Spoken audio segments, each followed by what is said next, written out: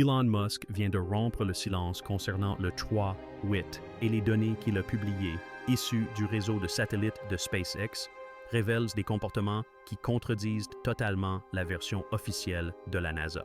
Dans une série de publications sur les réseaux sociaux, Musk a partagé des données de suivi montrant Atlas effectuant des manœuvres que la NASA n'a jamais reconnues publiquement. Son constat est sans appel. Nous suivons un phénomène qui défie les lois de la physique telles que nous les connaissons. La NASA le sait. Son silence est inquiétant. Mais voici ce qui rend la chose explosive. SpaceX exploite plus de 50 satellites Starlink équipés de capteurs qui surveillent constamment l'espace. Lorsque ce réseau d'observation détecte des comportements anormaux de la part d'Atlas, comportements que les agences gouvernementales refusent d'aborder, cela soulève de sérieuses questions quant à la nature réelle de cet objet. Avant d'examiner en détail les agissements d'Atlas et les raisons du silence de la NASA, abonnez-vous et likez cette vidéo, car les données concernant cet objet sont bien plus alarmantes que ne le laissent entendre les déclarations officielles. La réponse de la NASA, un silence complet, et ce silence en dit plus long que n'importe quelle conférence de presse. Intéressons-nous aux informations révélées par les données Starlink sur le comportement d'Atlas, car ces observations modifient fondamentalement notre compréhension de cet objet. Les données de suivi montrent qu'Atlas a effectué au moins 47 corrections de trajectoire distinctes au cours des 6 dernières semaines. Il ne s'agit pas de dérives subtiles ni d'erreurs de mesure, mais de manœuvres de poussée actives modifiant la vitesse et la direction. Chaque correction présente des signes évidents de vol propulsé, profil d'accélération, changements de direction et synchronisation suggérant une navigation calculée. Un spécialiste en mécanique orbitale ayant analysé les données les a qualifiées de concluantes. Il s'agit de manœuvres spatiales. Les changements de vitesse nécessitent une poussée. Les modifications de direction nécessitent des systèmes de guidage. Et le calendrier témoigne de la planification de la mission. Les objets naturels ne se comportent pas ainsi, mais c'est la direction vers laquelle Atlas effectue ces corrections qui est véritablement alarmante. Ces ajustements de trajectoire ne sont pas aléatoires. Atlas se positionne systématiquement pour une observation optimale des planètes du système solaire interne. Il a étudié Vénus pendant 3 jours à partir de positions calculées. Il a observé Mars pendant près d'1 semaine tout en maintenant des relations géométriques précises avec la planète. À présent, il manœuvre pour une observation complète de la Terre en utilisant la même approche méthodique. La consommation d'énergie est colossale. 47 corrections de trajectoire épuiseraient les réserves énergétiques de n'importe quel engin spatial que nous avons construit. Atlas poursuit ses manœuvres sans aucun signe de perte de puissance.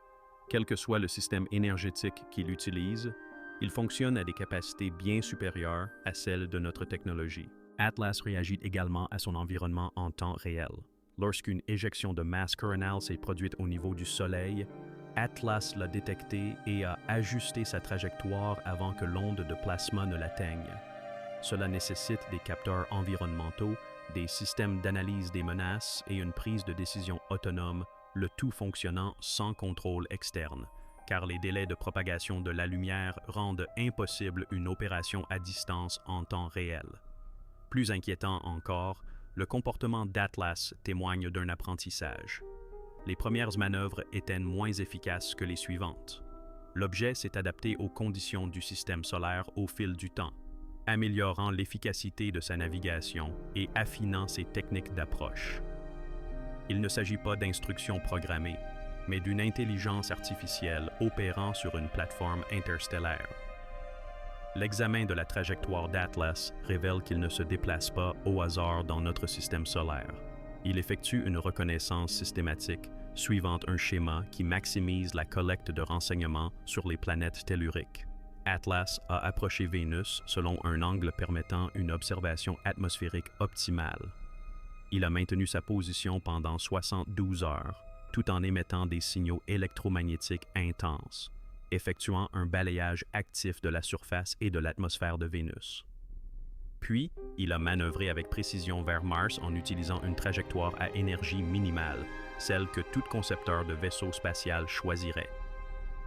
Sur Mars, le même schéma s'est répété, mais avec une complexité accrue. Atlas a effectué un relevé exhaustif sous de multiples angles, déployé des objets plus petits à la surface martienne et passé 6 jours à collecter des données avant de poursuivre sa route. Cette méticulosité laisse supposer que la sonde a jugé Mars particulièrement intéressante ou importante pour sa mission. À présent, Atlas approche de la Terre en utilisant la même méthodologie systématique. Elle calcule des positions qui lui permettront d'obtenir des vues dégagées de notre planète sous de multiples angles. Les ajustements de sa trajectoire indiquent qu'elle prévoit d'observer la Terre plus intensivement que Vénus et Mars réunis, soit parce que la Terre est l'objectif principal de la mission, soit parce que notre planète présente des défis d'analyse plus complexes. Un analyste du renseignement a décrit ce processus comme une reconnaissance classique. L'approche est systématique. On recueille des données exhaustives sur chaque cible, on priorise les ressources en fonction de l'importance de la cible et on ajuste les paramètres de la mission selon les résultats. Atlas effectue une collecte de renseignements de haut niveau à l'échelle interstellaire. Les émissions électromagnétiques d'Atlas ont évolué tout au long de cette reconnaissance. Les premières transmissions étaient exploratoires, testant différentes fréquences et différents protocoles. Les émissions actuelles sont ciblées et consistent en un balayage actif des capteurs, utilisant des techniques perfectionnées grâce à l'expérience acquise lors des opérations dans notre système solaire. Atlas positionne également des moyens de surveillance au fil de son voyage. Les dizaines de petits objets déployés autour de Mars sont toujours actifs et transmettent des données. Atlas construit une infrastructure de surveillance dans tout le système solaire interne, créant des stations d'observation permanentes qui continueront à recueillir des renseignements longtemps après le départ de l'objet principal. L'un des plus grands mystères concernant Atlas est la façon dont il continue de fonctionner avec une puissance apparemment illimitée. Et des observations récentes révèlent des indices sur les systèmes énergétiques qui remettent en question notre compréhension de la physique. Atlas a désormais effectué 47 manœuvres motorisées, transmis d'innombrables signaux électromagnétiques, fait fonctionner en continu des systèmes de capteurs avancés et maintenu toutes ses fonctions pendant des mois sans aucune dégradation perceptible de ses performances. La consommation énergétique cumulée dépasse de plusieurs ordres de grandeur celle que nos engins spatiaux les plus performants pourraient supporter. Un ingénieur en propulsion avait calculé l'impossibilité de cet exploit. Si Atlas utilisait des fusées chimiques, la masse de carburant nécessaire dépasserait sa propre taille. S'il utilisait des moteurs ioniques comme nos vaisseaux les plus performants, ses réserves seraient épuisées depuis des semaines. Les panneaux solaires n'ont pas permis de collecter suffisamment d'énergie pour alimenter les manœuvres observées. Le bilan énergétique est tout simplement impossible à équilibrer avec les technologies actuelles. Des observations récentes suggèrent qu'Atlas pourrait capter l'énergie directement de l'environnement solaire. Lors des périodes de forte activité solaire, les signaux énergétiques d'Atlas augmentent. Il semble capter l'énergie directement du rayonnement solaire, ou peut-être des particules chargées du vent solaire, se ravitaillant ainsi continuellement grâce à son environnement. Cela expliquerait son autonomie illimitée. Si Atlas peut extraire de l'énergie utilisable des conditions ambiantes de l'espace, il ne sera jamais à court de puissance. C'est comme un vaisseau spatial dont le moteur fonctionne grâce à la lumière du Soleil, au vent solaire et aux sources de rayonnement cosmique présentes partout dans l'espace.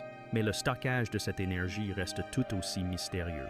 Atlas génère d'importantes surtensions lors de ses manœuvres, ce qui nécessite des réserves d'énergie accumulées au fil du temps. Quel que soit le système de stockage utilisé, il contient de l'énergie. Sa densité dépasse de loin celle de nos meilleures batteries ou condensateurs. Cette technologie révolutionnerait non seulement le vol spatial, mais aussi l'ensemble des infrastructures énergétiques, si nous en comprenions le fonctionnement. La révélation la plus importante des données de suivi est sans doute la confirmation qu'Atlas utilise une intelligence artificielle sophistiquée. Les schémas comportementaux observés ne laissent place à aucune autre explication. Atlas prend des décisions de manière autonome en fonction de l'évolution de la situation.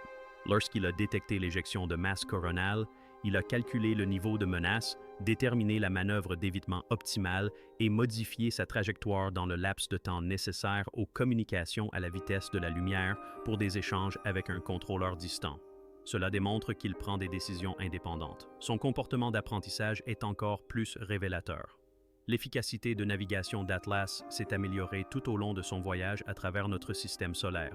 Les premières manœuvres consommaient plus de poussée que nécessaire. Les manœuvres suivantes ont permis d'obtenir les mêmes résultats avec une consommation d'énergie réduite. L'objet a appris les techniques optimales grâce à l'expérience. L'apprentissage automatique en action. Un chercheur en intelligence artificielle l'a qualifié d'avancé.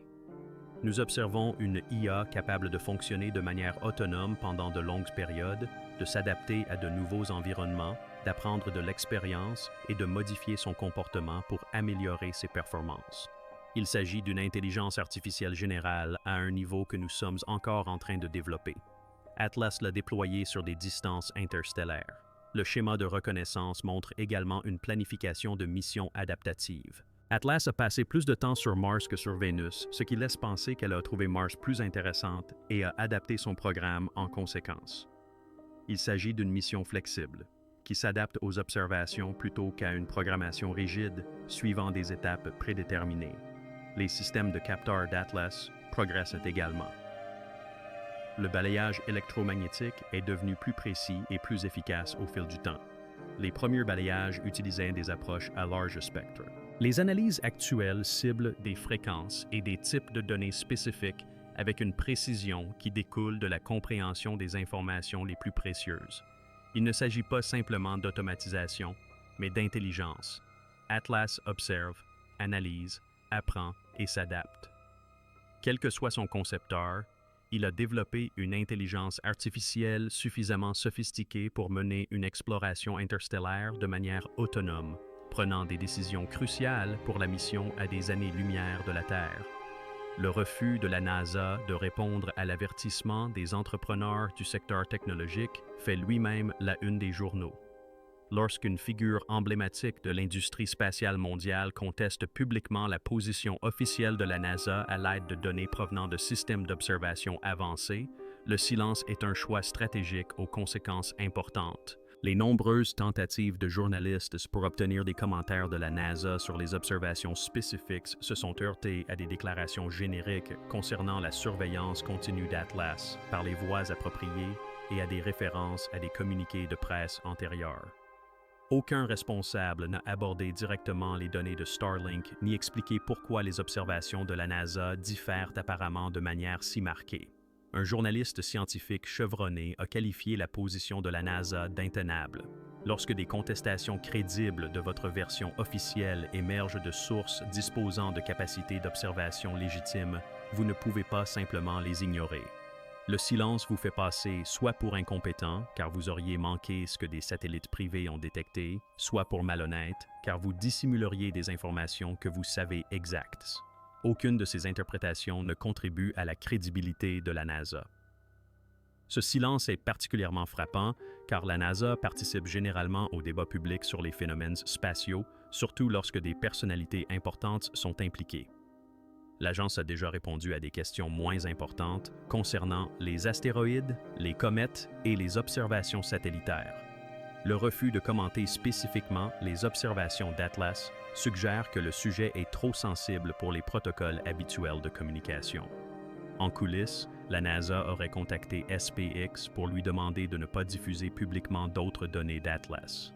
La demande a apparemment été refusée, créant des tensions entre une agence qui dépend de SpaceX pour le transport des équipages vers la Station spatiale internationale et une entreprise qui contredit désormais publiquement la position de cette agence sur l'objet astronomique le plus important de ces dernières décennies. Des commissions de contrôle du Congrès poseraient des questions.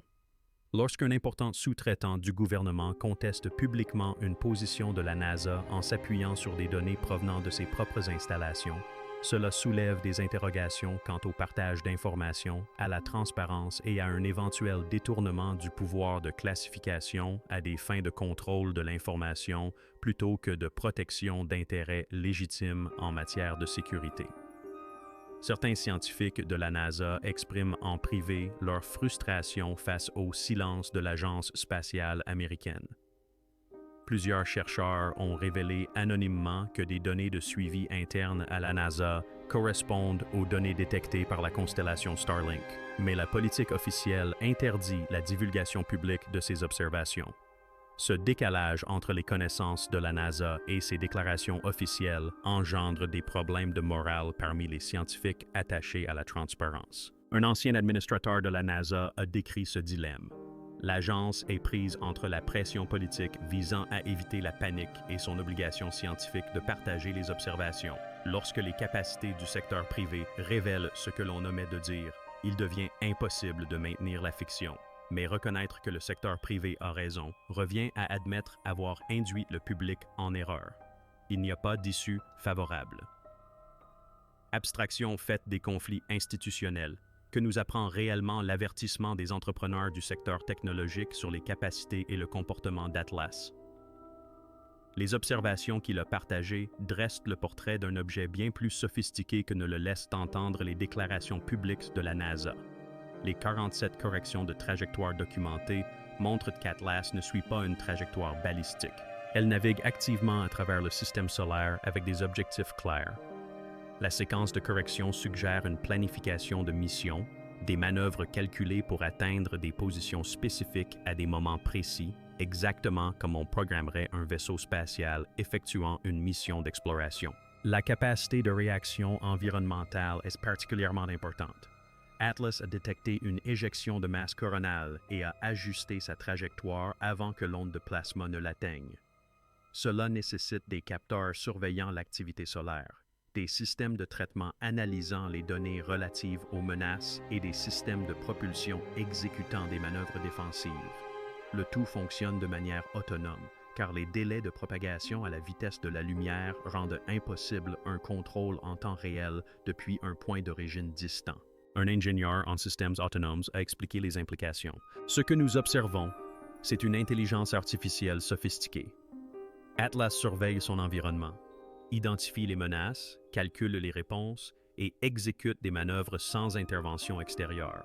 Il s'agit d'une navigation spatiale pilotée par l'IA à un niveau que nous sommes encore en train de développer. Elle est déjà déployée sur des distances interstellaires. Les observations relatives au bilan énergétique sont tout aussi révélatrices.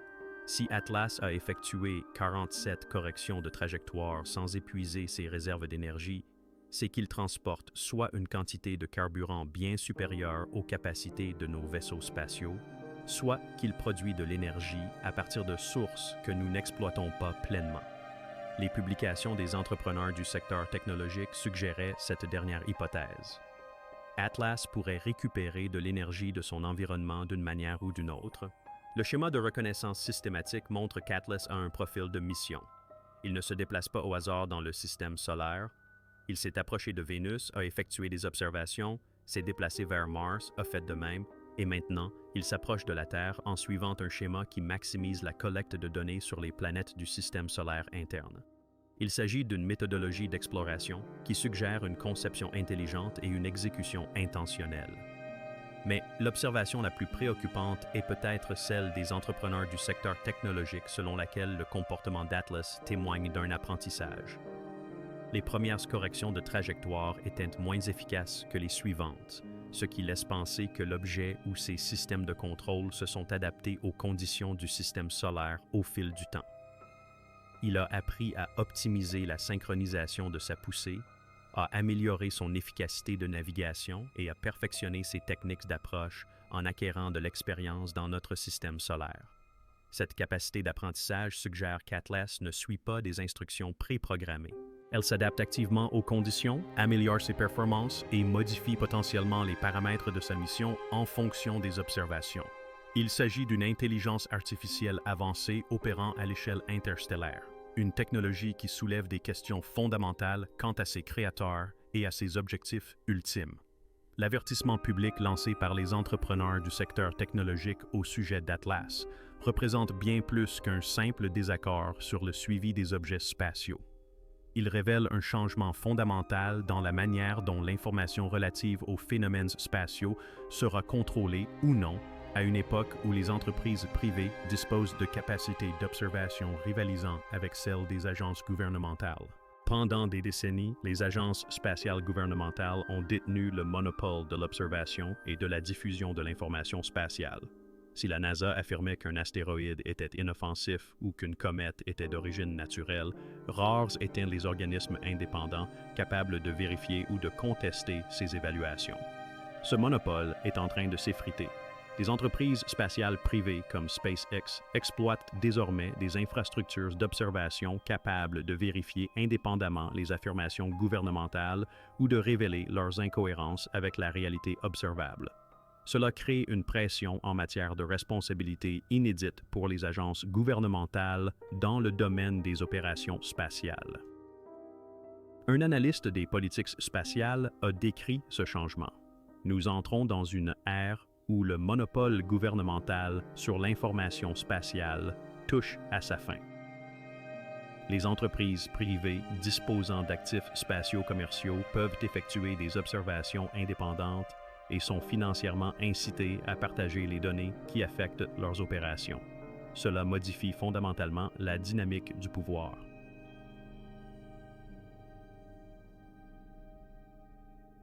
Mais cette démocratisation de l'observation spatiale soulève également des défis.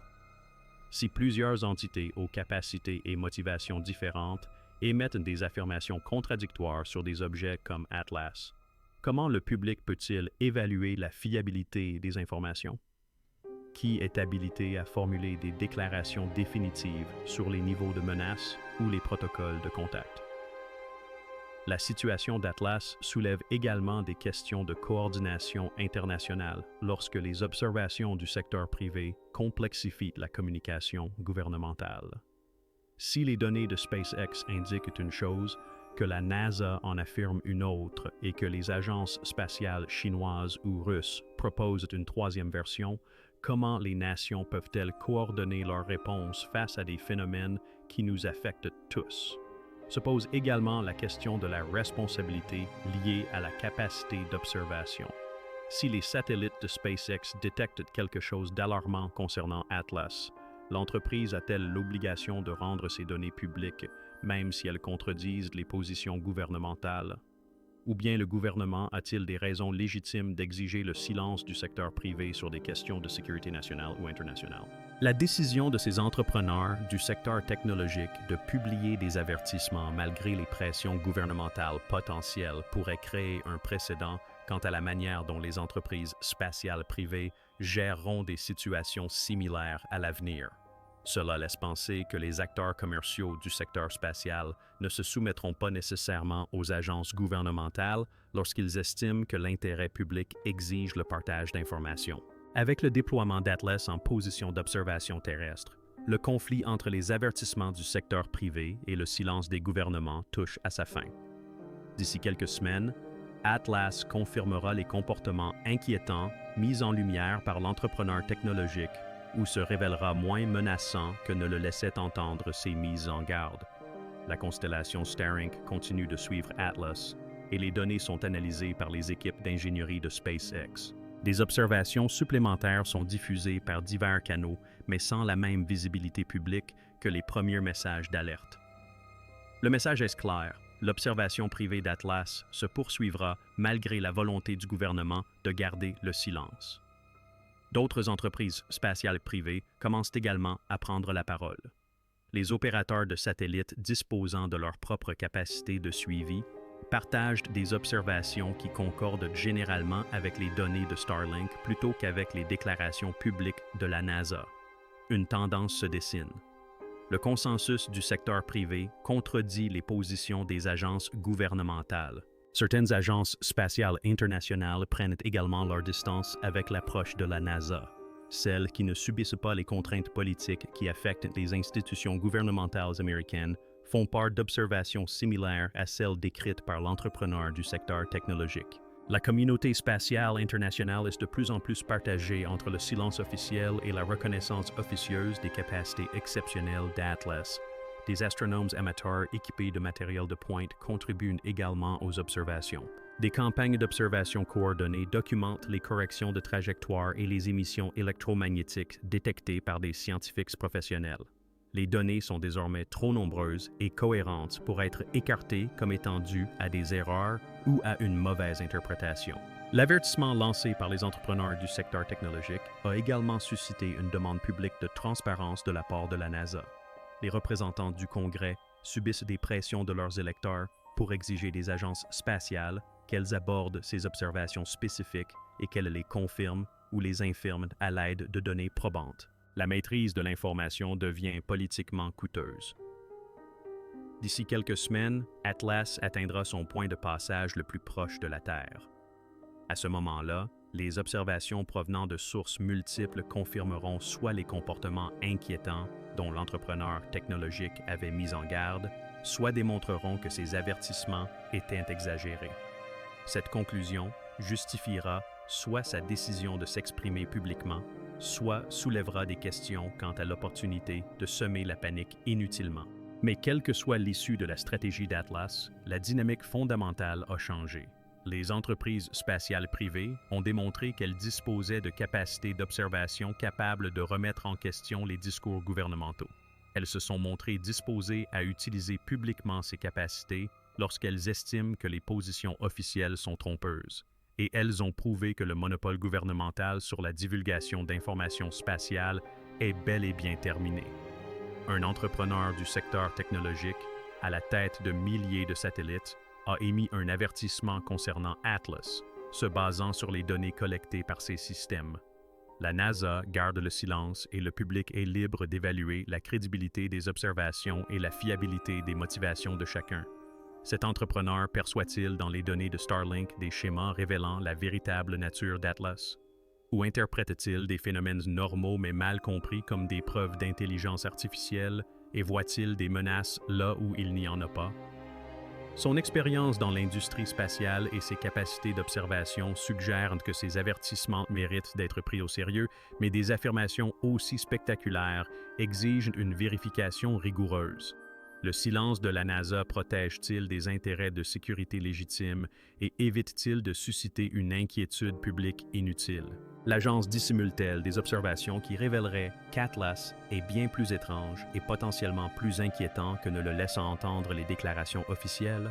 Son expérience et son expertise méritent le respect, mais son refus de répondre à des critiques crédibles soulève des questions légitimes.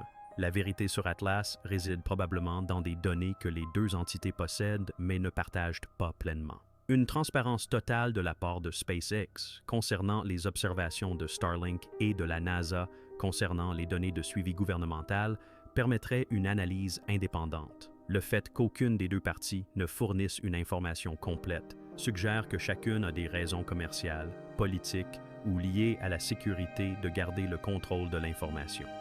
Dans les semaines à venir, Atlas lui-même apportera des réponses par son comportement.